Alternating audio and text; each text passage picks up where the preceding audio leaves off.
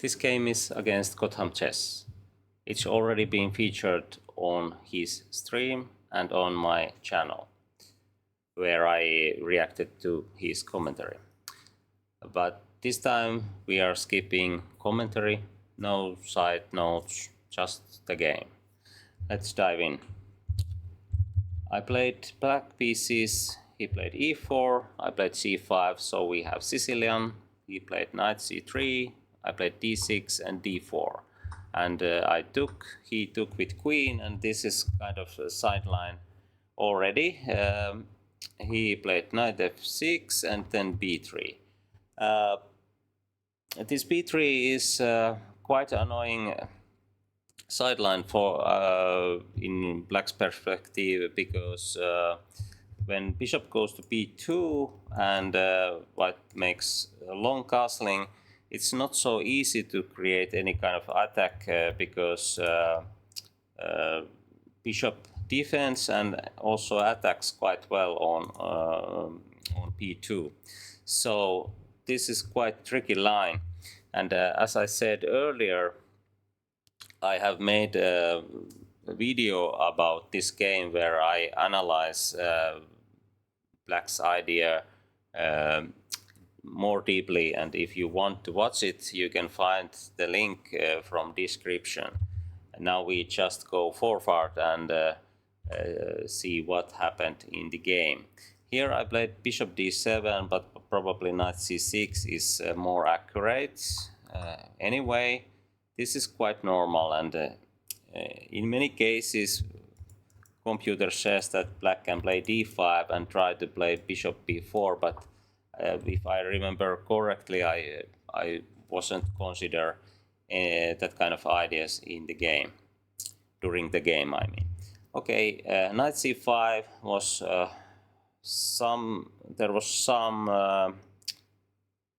I think it was the idea was to take here, and if white plays f3, I try to maneuver my knight on d4, but actually that idea is quite bad one, because I have already made 2 moves with my knight, and if I use 2 moves to get my knight on d4, my development is a issue. So have to play something else here, maybe b5, or actually here d5 is a good move.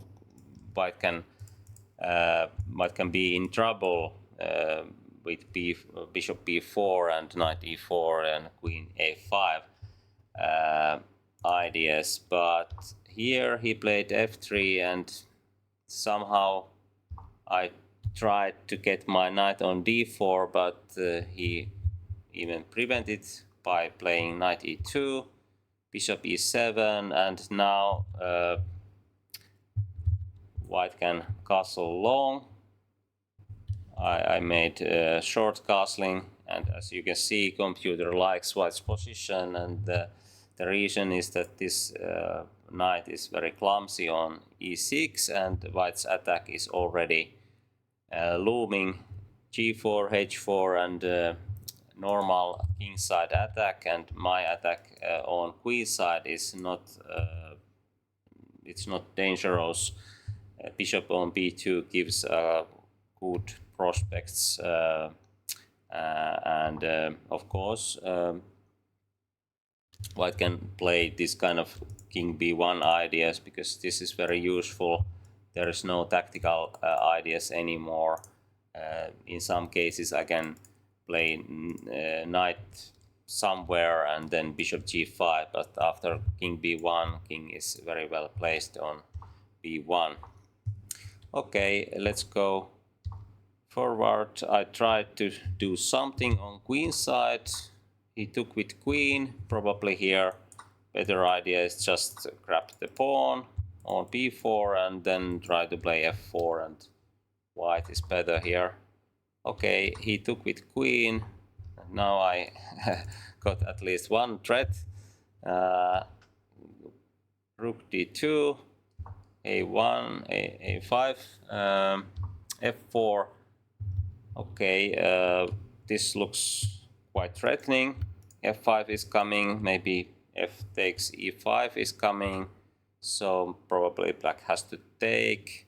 Actually here computer says that black is already a little bit better.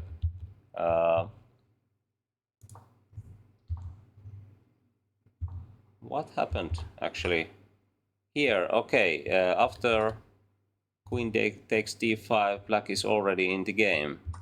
So it's very important to take with pawn, and it's very common way to play in this kind of pawn structures. Knight jumps to d5 and then pawn takes d5. It's very, very common to play that way.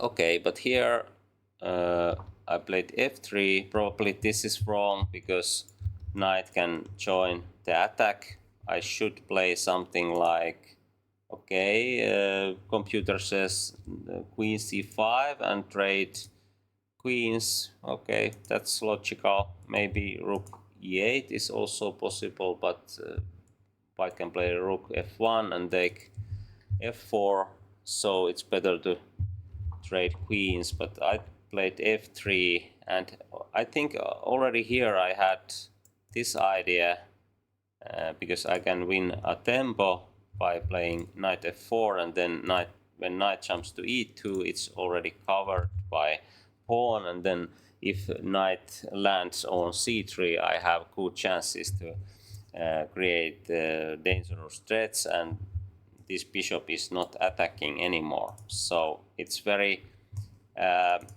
good idea if I can get there, but there's many moves, and okay, it seems that white is better here. Okay, rook d8 and bishop f8 gives some extra defense, but h5 is dangerous looking move. Knight f4, queen d4, rook knight e2, and here, okay, yeah, rook can take it, and then h6. And the idea is that this move is nothing, even it looks quite threatening, because I can't do anything, and white just takes on g7 and knight jumps to h6 and game over. So okay, but he played knight h6, very natural attacking idea, but actually there is no good way to continue the attack anymore. Actually knight is on h6, and then that's why pawn cannot advance. Might be the reason why black's position is holdable. Okay, queen d5 and rook d7, only move here, but easy to find.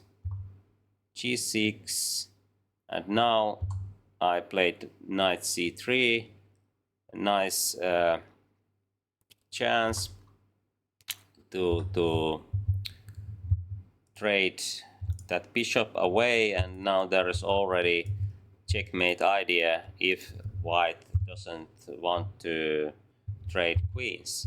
So he played rook f2, I took on h6, he took on f3, I took on g6, he took on g6 as well, bishop g7, and when he took on h7, I was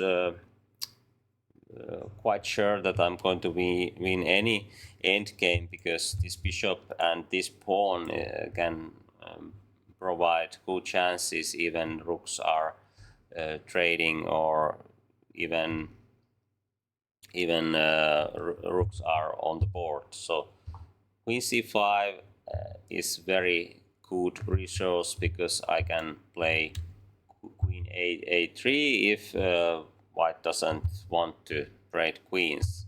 He played queen e6, and if I remember correctly, this was a big surprise, and now he resigned because there is no way to prevent queen b2.